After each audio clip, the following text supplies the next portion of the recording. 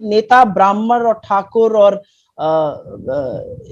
वैश्य या कोई और जाति का नहीं होता। नेता नेता होता है, जो सार्वजनिक जीवन में है वो सबका रिप्रेजेंटेटिव होता है। तो मैं जातिगत बातों से बचती हूं, क्योंकि मेरा इसमें कोई यकीन नहीं है। खैर, मैं थोड़ा सा इतिहास के बारे में इसलिए बात करना चाहती हूं क्योंकि इतिहास बताना जरूरी होता है। आप सबको विदित होगा कि जब सोनिया गांधी जी ने कांग्रेस की कमान संभाली थी तो स्वर्गीय श्री जितेंद्र प्रसाद जी ने उनका विरोध किया था और उनके खिलाफ उन्होंने कांग्रेस अध्यक्ष का चुनाव भी लड़ा था, जिसको वो हार गए थे। और उसके बावजूद भी सोनिया गांधी जी ने उन्हें अपना उपाध्यक्ष बना दिया था। और इसके बाद जितेंद्र प्रसाद जी के जीते जी उनकी ना कभी उपेक्षा करी थी। इनफैक्ट उनको अपने नजदीकी सलाहकारों में से एक वो मानती थी। जितेंद्र प्रसाद जी की आकस्मिक मौत के बाद उनके बेटे जितेंद्र प्रसाद जी, और मैं ये जो भी कह रही हूं मैं ये कह के कह रही हूं कि जितेंद्र प्रसाद जी मेरे एक अच्छे मित्रों में से एक है। उत्तर प्रदेश से हम दोनों आते हैं, तो मुझे आज दुख है उन्होंने जो किया है, और दुख काफी कारणों से है, तो मैं आपको उसके कारण भी बताऊंगी। तो उनके बेटे जितेंद्र प्रसाद जी राजनीति में आए और वो 30 साल की उम्र में से कम में, शायद शाहजहांपुर से, वो उनको कांग्रेस का टिकट मिला, वो सांसद बन गए। उसके पहले वो यूथ में जनरल सेक्रेटरी थे, एक बड़ा पद होता है वो। और कांग्रेस सरकार के 10 साल के कार्यकाल में उन्होंने तमाम महकमों में मंत्री पद पर रहते हुए काम किया। कांग्रेस पार्टी ने उनको सम्मान दिया, तरजीह दी। ये 10 सालों के बाद की बात है। तो जब जितिन जी कुछ बातें कहते हैं कि मैं पिछले 10 साल से सोच रहा था, तो आप 10 साल से कब सोच रहे थे? जब आप सरकार में मंत्री थे, जब आपको कांग्रेस की सरकार में विभिन्न पदों पे, चाहे वो इस्पात मंत्रालय हो, चाहे वो पेट्रोलियम हो, चाहे वो एजुकेशन हो, आप तमाम महकमों में मंत्री रहे। मैं पूरे सम्मान के साथ जितिन प्रसाद जी से ये जरूर कहूंगी कि आपने जो किया है वो बहुत दुखित करता है। और दुखी इसलिए करता है कि इस दुर्भाग्य है कि जब देश कोरोना की महामारी से जूझ रहा है, जब देश इस भीषण महामारी से जूझ रहा है, और मैं व्यक्तिगत रूप से इसलिए निराश हूं क्योंकि इस महामारी के कुप्रबंधन के चलते लोगों की मौतें हुई है, जिन जिंदगियों को बचाया जा सकता था। और कुप्रबंधन किससे हुआ है? उत्तर प्रदेश की सरकार से हुआ है, योगी सरकार से हुआ है। कुप्रबंधन नरेंद्र मोदी जी के नेतृत्व में या नेतृत्व विहीनता में हुआ है। तो क्या जितिन प्रसाद जी ऐसे लोगों के साथ खड़े रहने को इतने आतुर, इतने तैयार थे? क्या आपने उनका हाथ पकड़कर, उनका हाथ थामकर भूल नहीं की जितिन जी? क्या आपको उन लोगों के साथ खड़े रहना आज मंजूर है जिनके चलते लाखों लोगों की जान गई, जिनको बचाया जा सकता था? क्या आप उन लोगों के साथ खड़े होकर अपने आप को सहज महसूस कर रहे हैं जिन्होंने पिछले 7 साल में हर लोकतांत्रिक संस्था का दमन किया है? क्या आप उनके साथ खड़े रहने में फक्र महसूस कर रहे हैं जो कि देशद्रोह का कानून लगाकर अभिव्यक्ति की आजादी को निरंतर दबाते जा रहे हैं? ये दुर्भाग्य है। और मैं ये पूरे सम्मान से और पूरी विनम्रता से कहती हूं कि ये दुर्भाग्य है कि इस लड़ाई को समझने में दिक्कत हो रही है। ये लड़ाई सिर्फ सत्ता की लोलुपता की नहीं है, ये अगली बार एमपी बन जाने की या अकोमोडेट करने की या राज्यसभा में पहुंचने की लड़ाई नहीं है। ये लड़ाई एक विचारधारा की है, ये लड़ाई सिद्धांतों की है। ये आइडिया ऑफ इंडिया, हमारा आइडिया ऑफ इंडिया वर्सेस उनके आइडिया ऑफ इंडिया की लड़ाई है। और आप एक 360 डिग्री का यू टर्न करके जब कहीं जाते हैं तो शायद आपके आइडियोलॉजिकल कमिटमेंट में दिक्कत हमेशा से थी। और मैं ये फिर से बोलूंगी, वो मेरे अच्छे मित्र हैं, मैं उनसे पूछूंगी कि आपका आइडियोलॉजिकल कमिटमेंट, आपका मॉरल कंपस कहां गया? जिस सरकार ने इस देश को इस कगार पर लाके खड़ा कर दिया है कि आज मिडिल क्लास हो, मध्यम वर्ग हो, गरीब हो, गुर्बत इस देश में बढ़ रही है, अर्थव्यवस्था ठप है, बेरोजगार बढ़ गए, कुप्रबंधन कोरोना का हम सब ने देखा, अभिव्यक्ति की आजादी नहीं है, लोकतांत्रिक संस्थाओं का दमन हो रहा है। आप कैसे अपने आप को सहज महसूस कर सकते हैं ऐसे 7 लोगों के खड़े रहने के? और मैं फिर से बोलूंगी कि दुर्भाग्य, और मैं सिर्फ ये जितिन जी के लिए ही नहीं बोल रही हूं, मैं और तमाम लोगों के लिए बोलती हूँ, ये दुर्भाग्य है कि कांग्रेस ने काफी इन लोगों को, और आपने सही कहा, ये चर्चित चेहरे थे, ये युवा चेहरे थे, ये आने वाली कांग्रेस का भविष्य थे, और कांग्रेस में इनका दमदार रोल था। इन लोगों को बढ़ावा दिया कांग्रेस पार्टी ने, पद दिया, जिसने भी छोड़ा, चाहे वो इनके पहले कोई गया हो, जिनको मंत्री कांग्रेस सरकार ने बनाया, उनका हाथ थामा, व्यक्तिगत रूप से थामा पिता की मृत्यु के बाद, या अब जिसको कांग्रेस ने इतना कुछ दिया, तो क्या यह सहूलियत की राजनीति नहीं है? मैं सवाल आप लोगों से पूछना चाहती हूँ।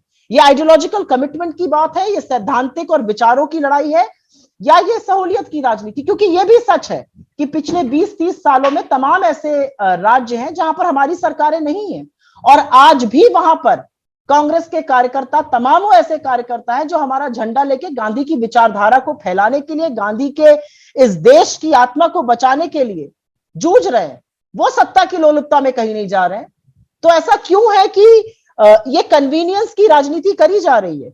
और कहीं पर मैं फिर से कहूंगी, कहीं पर यह सारी बात आकर टिक जाती है सिद्धांतों पर, विचारों पर और विचारों की भिन्नता पर। आप लाइक माइंडेड पार्टी में नहीं गए हैं, आप एक बिल्कुल अलग पार्टी में, जिसकी बिल्कुल अलग सोच है, ऐसी पार्टी में जाकर आप अपने सिद्धांतों पर, अपनी विचारधारा पर जरूर सवाल उठाते हैं। और मुझे दुख है कि जिन 10 सालों में आप भारत सरकार के तमाम महकमों में मंत्री थे, आज आप पलट के ये कहते हैं कि उन 10 सालों में या उसके कुछ कार्यकाल में मैं सोचता था कि ऐसा नेतृत्व हो। तो या तो आप तब ईमानदार नहीं थे या आज आप झूठ बोल रहे हैं। लेकिन दिक्कत की बात यह कि सहूलियत की राजनीति की जो आप बात करते हैं वो इसी को कहा जाता है। विचार विहीन, सिद्धांत विहीन राजनीति यही होती है। एक कृषि मंत्री नरेंद्र सिंह तोमर जी का एक बहुत ही बेहुदा और शर्मनाक बयान सामने आया है, जिसमें उन्होंने ये कहा है कि 3 काले किसान विरोधी कानूनों को छोड़कर वह किसान से बातचीत करने के लिए तैयार हैं। मैंने अभी तक इतना बेतुका बयान अपने जीवन में नहीं सुना। ये तो वही बात हुई कि आप हमारे घर पर खाने के लिए आमंत्रित हैं, लेकिन भोजन नहीं परोसा जाएगा। तो मैं किसानों से बात करने के लिए तैयार हूं, लेकिन कानून को छोड़कर किसी बात पर भी बात कर लें तो वो आपसे वेदर डिस्कस करने तो नहीं आएंगे तोमर जी। खैर, और ये लेकिन कहीं ना कहीं कृषि मंत्री का, इस सरकार का, प्रधानमंत्री का अहंकार और जो जुल्मी रवैया उन्होंने अपनाया हुआ है भारत के किसानों को लेकर, वो दिखाता है। प्रणब जी ने भी गर्मी का जिक्र किया। इतनी गर्मी है कि घर के बाहर अगर आप 10 मिनट धूप के नीचे खड़े रहिए तो झुलस जाइएगा। और उस गर्मी में, कड़कड़ाते जाड़े में, बारिश में, आंधी में, पानी में हमारा किसान सड़कों पर बैठा है और वो अपनी मर्जी से नहीं बैठा है। तो तोमर जी, अगर किसान अपने खिलाफ बनाए गए कानूनों के बारे में बात नहीं करेगा, उनका विरोध नहीं करेगा, तो बात करने को है ही क्या? वो आपसे क्या आकर बात करेगा? कानून को तो खत्म होना ही पड़ेगा और बात तभी बनेगी। प्रधानमंत्री जी तो कहते थे वो एक फोन कॉल दूर है, और 22 जनवरी के बाद से आज तक किसानों से एक भी मीटिंग तक नहीं हुई है। ऐसा क्यों है? और मैं प्रधानमंत्री जी से पूरे आदर के साथ जरूर ये पूछना चाहती हूँ कि क्या आप तोमर जी की इस बेतुकी बात का, कि हम किसानों से बाकी किसी भी बात करने को तैयार है, क्या आप उसका समर्थन करते हैं? या आप उनको डांटिएगा, डपटिएगा कि इस तरह से दंभ और अहंकार में चूर होकर बात ना करें? वो देश के अन्नदाता के बारे में बात कर रहे हैं। आज 6 महीने से ऊपर हो गए, ये सर्वविदित है। किसान और इस देश के 62 करोड़ किसान इस कानून के खिलाफ है। कुछ बैठ के प्रदर्शन कर रहे हैं, कुछ पर इतनी पाबंदी लगा दी गई है कि वो अपने घर से निकल के प्रदर्शन नहीं कर पा रहे हैं। लेकिन इस देश की आत्मा जो किसान है वो इन काले कानूनों के खिलाफ है। 600 से ज्यादा किसानों की मौत हो चुकी है और अभी भी इस सरकार का दंभ और अहंकार टूटा नहीं है। किसान जायज मांग को लेकर विरोध पे मजबूर हैं, वो अपनी मर्जी से बॉर्डर पे नहीं बैठे हैं। आपने उनके रास्ते में नुकीली कीले गड़वाई, तार कड़वा दिए, इसलिए वो बैठने को मजबूर है। वो तो यहां पर आके आपसे बात करके विरोध करना चाहते थे। क्या देश के 62 करोड़ अन्नदाता आपको नजर नहीं आते हैं? ये सरकार से सवाल है और ये बहुत वाजिब सवाल है। और क्या पूंजीपतियों के साथ आपका गठजोड़ इतना मजबूत है, आपकी मित्रता इतनी प्रगाढ़ है कि आपको धरती पुत्र धरने पर बैठे हुए दिखाई नहीं देते, आपके घर से थोड़ी ही दूर पर? और ये आपके अहंकार के चलते बैठे हैं, अपनी मर्जी से नहीं बैठे। यह भी सर्वविदित है कि खेती जो है वो करीब करीब 25 लाख करोड़ का कारोबार है और ये कई बाकी इंडस्ट्रीज, कई बाकी सेक्टर से काफी बड़ा व्यापार है। इस 25 लाख करोड़ का जो कारोबार है वो मोदी जी किसानों से, कृषि मजदूरों से, आढ़तियों से, छोटे दुकानदारों से, मंडी मजदूरों से लेकर 3-4 पूंजीपतियों के हाथ में सौंपना चाहते हैं। और यही लब्बो लबाब है 3 काले कानूनों का। पर शायद दंभ में चूर कृषि मंत्री, जिनका ये शर्मनाक बयान आया है, और उनके आका मोदी जी ये भूल गए कि आप किसानों को बहलाकर 25% मुनाफा देने का वादा करके सत्ता में तो आए थे और आके उनके विपरीत सारी बातें कर रहे हैं और उनको आपने मरने के लिए सड़क पे छोड़ दिया है और 600 से ज्यादा किसानों की अभी तक शहादत हो चुकी है। सरकार की कुरीतियों और विफल नीतियों की वजह से लगातार पेट्रोल और डीजल के दाम जो है वो आसमान छू रहे हैं। खाद के दाम बढ़े हैं, कीटनाशक दवाइयों के दाम बढ़े हैं, ट्रैक्टर का दाम बढ़ा है, कृषि उपकरण का दाम बढ़ा है और इन सब के चलते 15,000 रुपए प्रति हेक्टेयर खेती करने का जो लागत आती है वो बढ़ गई है। और बजाय उनको राहत दी जाए, उनको एक 6,000 रुपए का झुंझुना पकड़ा दिया गया और वो 6,000 रुपए का झुंझुना भी उससे करीब 6 से 6.5 करोड़ किसान अभी भी वंचित हैं। तो ये तो पहली बात हो गई। देश का किसान परेशान है आपकी विफल नीतियों की वजह से। एक चुनी हुई सरकार से वो उम्मीद करता है कि आप उनका दर्द समझिएगा, अपना अहंकार छोड़िएगा, अपने पूंजीपति मित्रों का मोह त्यागिएगा और उनसे बात करके रास्ता निकालिएगा।